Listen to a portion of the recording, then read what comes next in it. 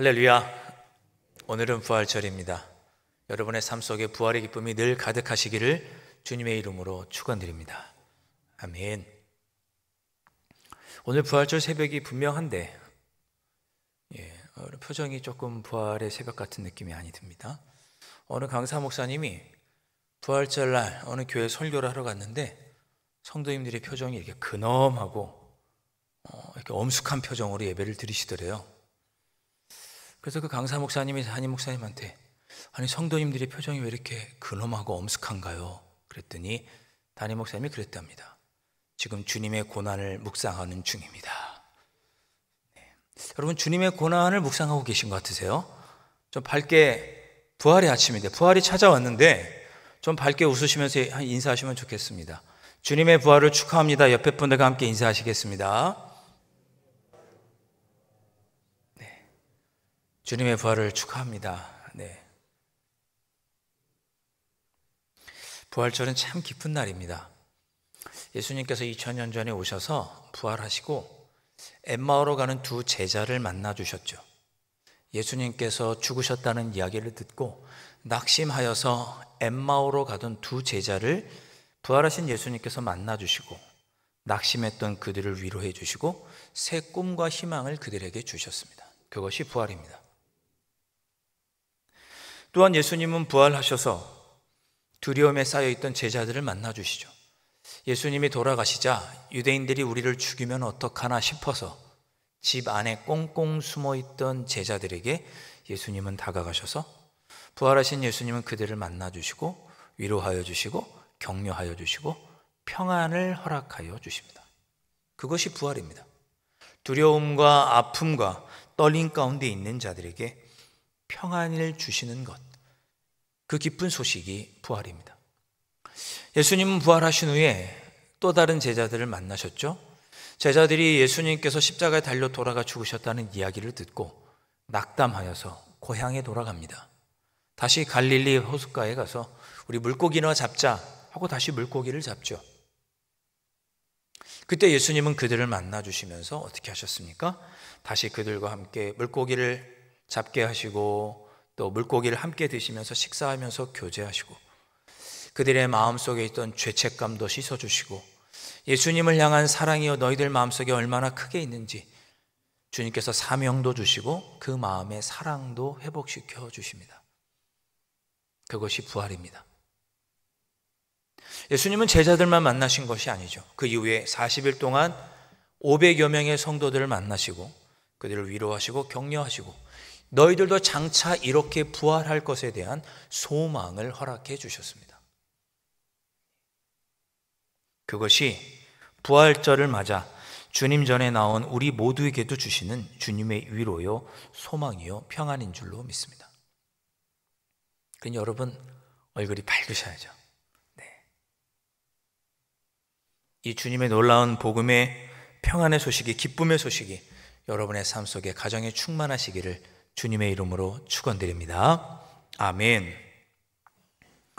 자, 오늘 성경 153개의 주제 중에서 7번째 말씀을 나누려고 합니다.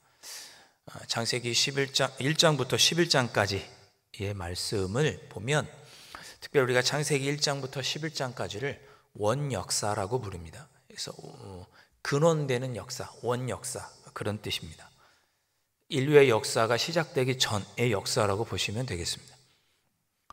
오늘 본문 말씀은 크게 두 부분으로 나눠볼 수 있습니다. 1절부터 4절까지 그리고 5절부터 9절까지. 1절부터 4절까지는 인간의 행동, 사람들의 행동, 그리고 5절부터 9절까지는 그 인간의 행동에 따른 하나님의 응답이 나오고 있습니다. 크게 두 부분으로 나눠 살펴볼 터인데 1절부터 4절을 보면 인간의 모든 계획이 참으로 악하다는 것을 다시 한번 확인할 수가 있습니다. 2절 말씀 보니까 이렇게 기록하고 있습니다. 이에 그들이 동방으로 옮기다가, 그렇게 기록하고 있습니다. 여기서 동방으로 옮겼다고 그랬는데요, 동방은 어떤 곳입니까? 에덴의 동쪽이죠. 죄가 가득한 곳, 가인의 후예들이 살던 곳이 동방입니다. 그러니까 그들이 동방으로 옮겨갔다라는 것은 사람들의 죄가 점점 더 가득해지고 죄가 점점 더 확산되었다, 그런 뜻입니다. 여러분, 놀랍게도 죄는 점점 자라나고 확산됩니다. 바늘도둑이 소도둑이 되고 한 번, 두 번 재미삼아 해본 것들이 나중에 중독이 됩니다. 에덴 동산에서 아담과 하와에게 발생한 죄는 이제 에덴 동산을 넘어 들판으로 확산이 되고, 그리고 창세기 4장에 보면 가인의 후손들이 살던 에녹 성으로 확산이 됩니다. 그 에녹 성에서 가인의 후예들은 점점 강해지고 부유하게 되죠. 창세기 4장에 그것을 기록하고 있습니다. 노아의 시대는 어땠습니까? 경건하게 살아야 할 하나님의 자녀들이 가인의 후손들과 어울려 살게 되면서 온갖 죄를 저지르게 되죠. 하나님의 은혜로 살아가는 것을 잊어버리고 세상의 방법대로, 나 좋을 대로, 내가 좋아하는 것들은 무조건 얻기 위해서 수단과 방법을 가리지 않고 살아가는 그런 시대가 되고, 그렇게 수단과 방법을 가리지 않고 유명해지진 부귀 영화를 누린 자들을 동경하는 그런 시대가 됩니다. 그래서 하나님은 홍수로 심판을 하셨죠. 에덴에서 시작한 죄는 에덴 동산을 넘어 들판으로, 가인이 아벨을 죽이는 들판으로 확산이 되었고, 점점 인간 사회 문명 구석구석으로 확산이 됩니다. 결국 오늘 본문에 있는 것처럼 신할 평야에까지, 점점 동쪽으로 사람들의 죄가 크고 확산되다가 신할 평야에 정착하는 그 바벨 탑을 쌓는 데까지 인간의 죄는 확산이 됩니다. 이것이 창세기 1장부터 11장, 우리 흔히 말하는 원역사의 결론입니다. 그렇구나. 결국 인간은 죄의 영향력 안에서 벗어날 수가 없구나. 우리는 죄를 이길 수 없구나 라는 것을 보여주는 결과가 창세기 1장부터 11장에 보여주고 있습니다. 창세기 1장부터 11장은 죄의 본질이 무엇인지 우리에게 잘 보여줍니다.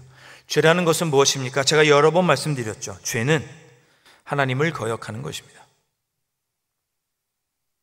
창세기 1장부터 11장에 보면 인간이 죄를 짓는 모습을 이렇게 공통적으로 묘사하고 있습니다. 아담과 하와는 선악과를 따먹지요. 보암직하고 먹음직하고 탐스러워 보였습니다. 내 생각에 보기에 좋았고 저것을 먹으면 내가 하나님처럼 지혜로워질 것 같아서 따먹었습니다. 자기 자신을 위해 자기가 보기에 좋으니 따먹은 것입니다. 하나님이 따먹지 말라고 했음에도 불구하고 나 자신을 위해서 하나님의 뜻을 거역하고 선악과를 따먹었습니다. 노아의 때도 마찬가지죠. 자신의 마음대로 여인들을 취하며 자기 마음대로, 자기 뜻대로 살면서도 부귀영화를 누리기를 원했고, 자기 마음대로, 자기의 좋을 대로 취하고 행동하며 살았습니다. 하나님의 뜻은 거역하고 나 좋을 대로 살았던 것이 노아의 시대였고, 아담과 하와가 저질렀던 죄악입니다. 죄는 그런 것입니다. 오늘 바벨탑 사건도 마찬가지죠. 바벨탑을 쌓는 사람들도 자신들의 지식을 뽐내고 하나님의 명령대로는 살지 않고 나만 좋을 대로 살면 괜찮다는 생각에 빠져 있었습니다. 다시 한번 느끼지만 죄는 무엇입니까? 죄는 자기 마음대로, 자기 좋을 대로 살아가는 것이 죄입니다. 하나님은 거역하고 자기 좋을 대로 살아가는 것이 죄입니다.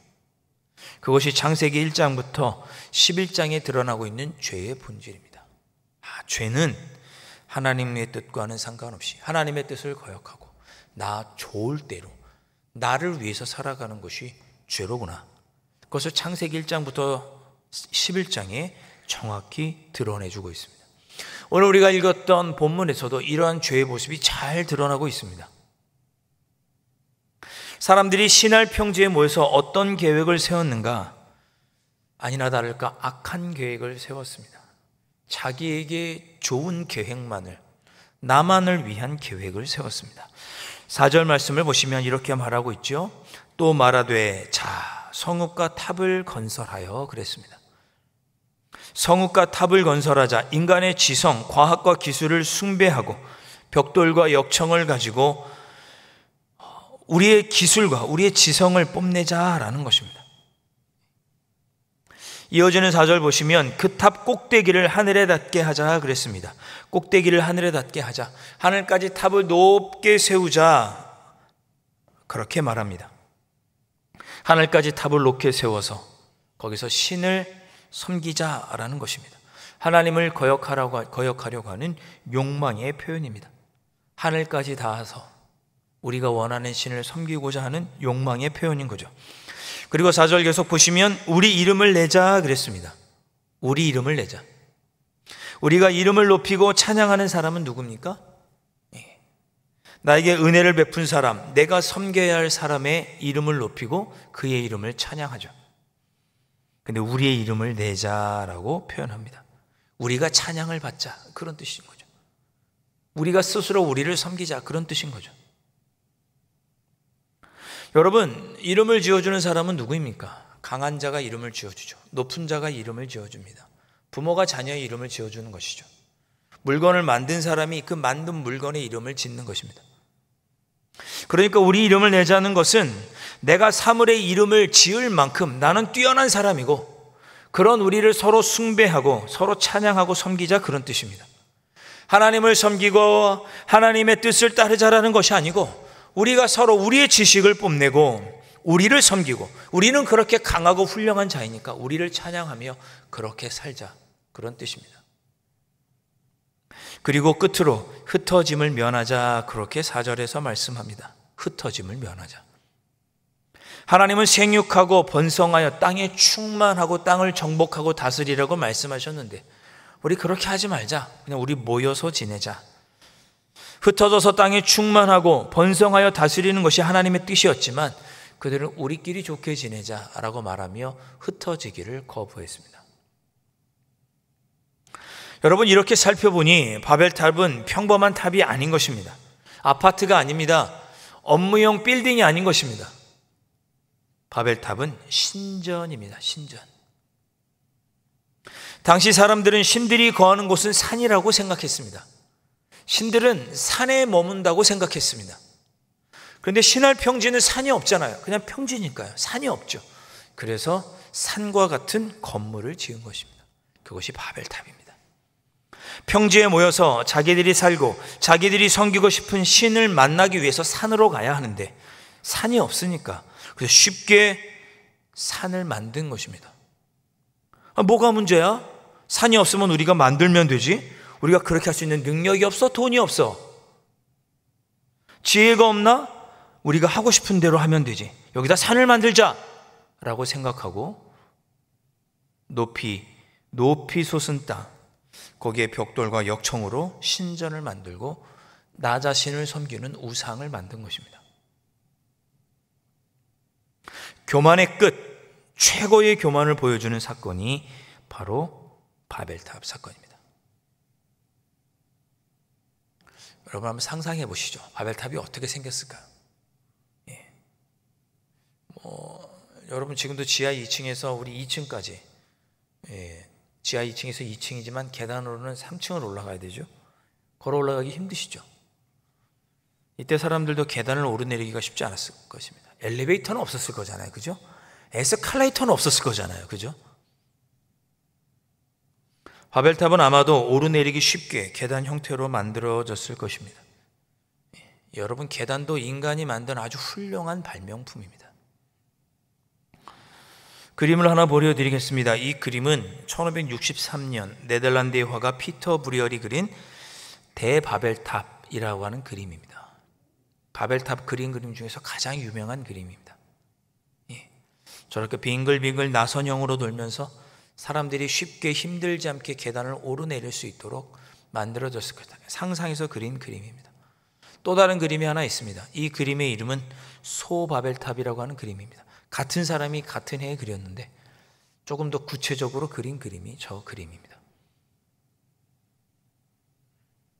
글쎄요, 저렇게 그려졌는지 어떻게 만들어졌는지 우리가 정확하게는 알 수는 없습니다. 그러나 저 건물이 바로 인간의 오만과 교만의 상징이라는 것은 충분히 알겠습니다. 하나님 필요 없다. 우리의 지식과 우리의 힘과 뜻대로 우리가 원하고 좋아하는 대로 살자. 그렇게 해서 만든 건물이 바벨탑입니다.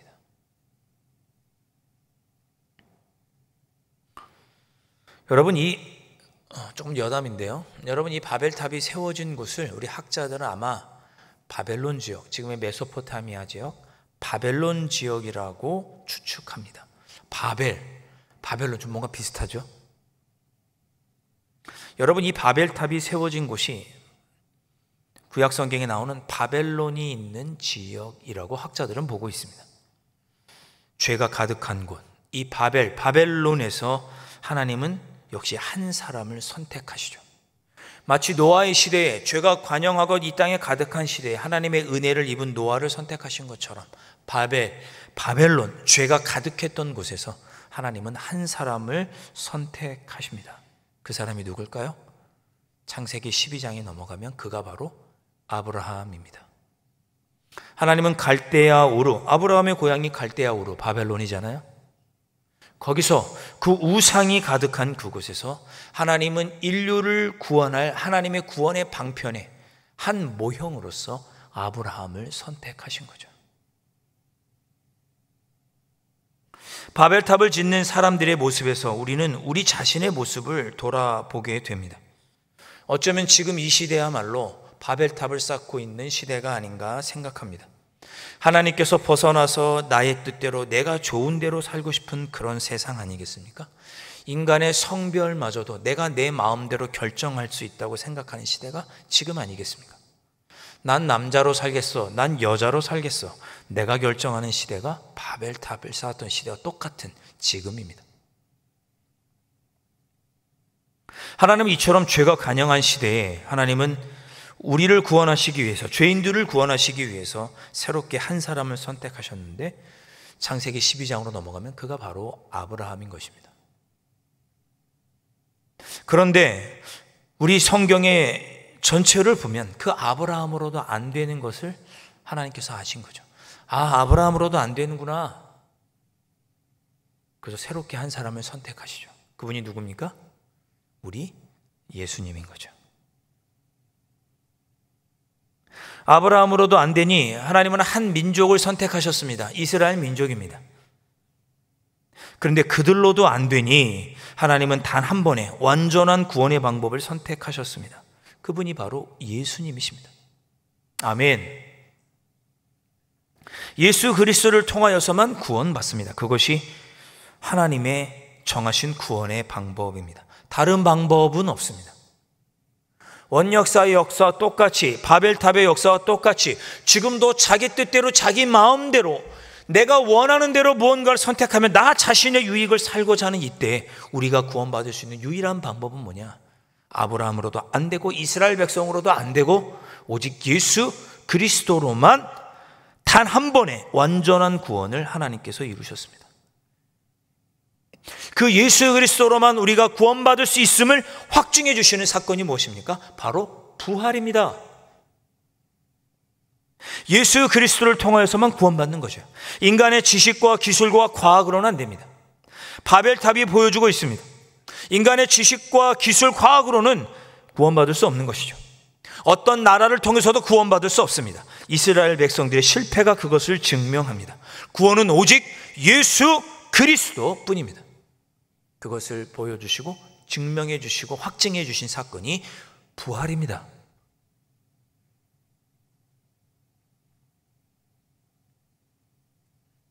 그러니까 부활절은 참으로 기쁘고도 즐거운 날인 것입니다.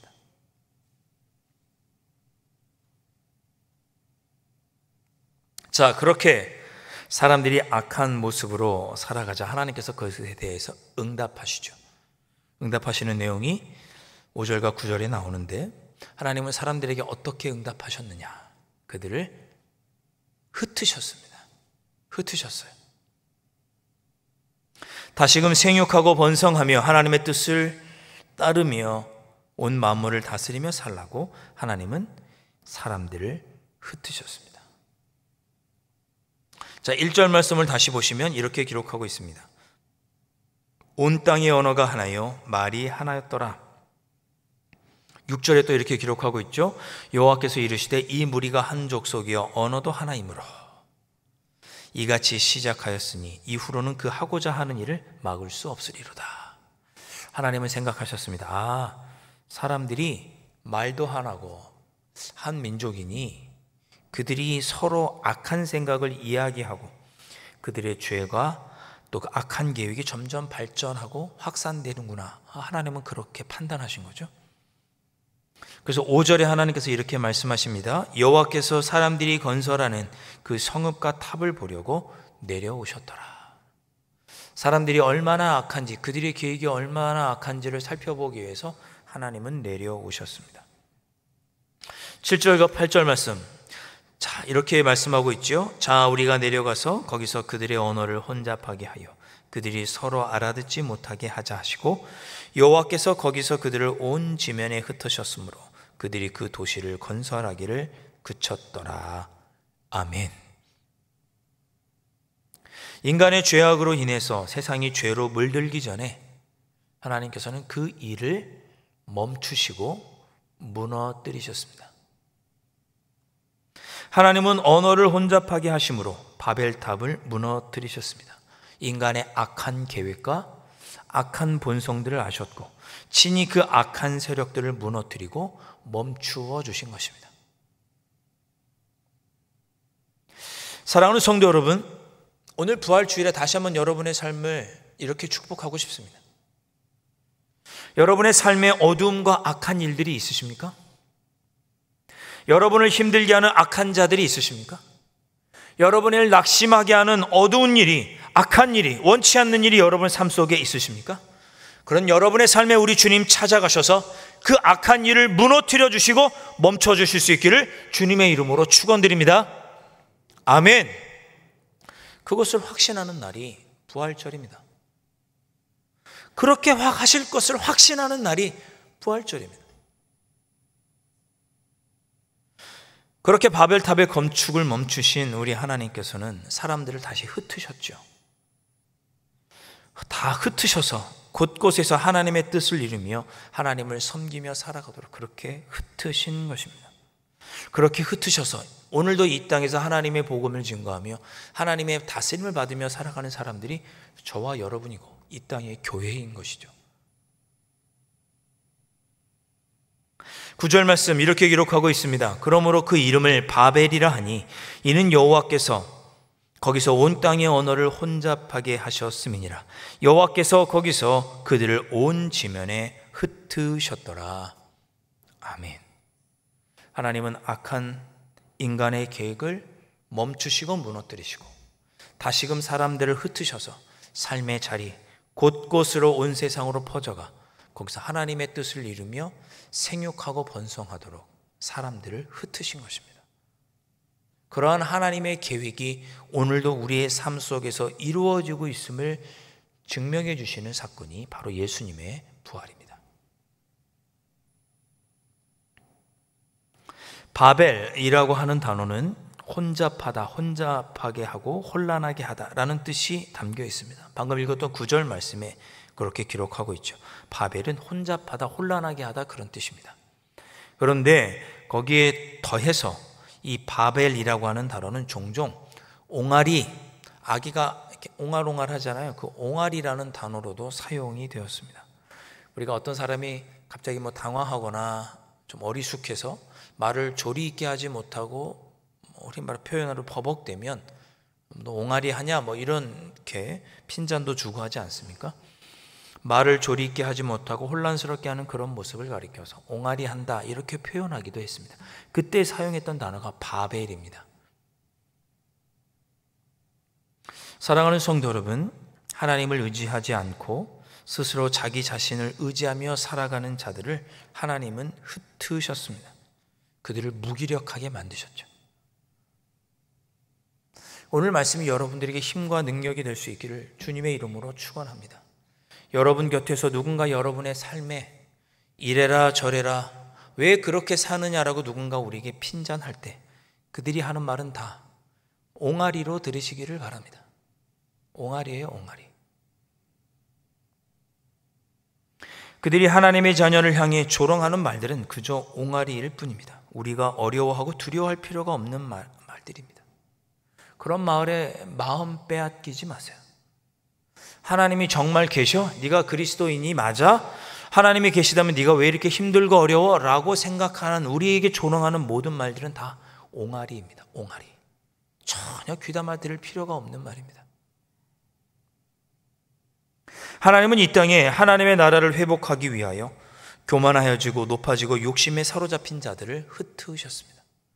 그것이 하나님의 뜻이고 이것이 오늘 부활하신 예수 그리스도를 믿고 살아가는 우리에게 얼마나 큰 위로가 되는지 모르겠습니다. 여러분, 이스라엘 백성들이 바벨론에 끌려갔잖아요. 포로로.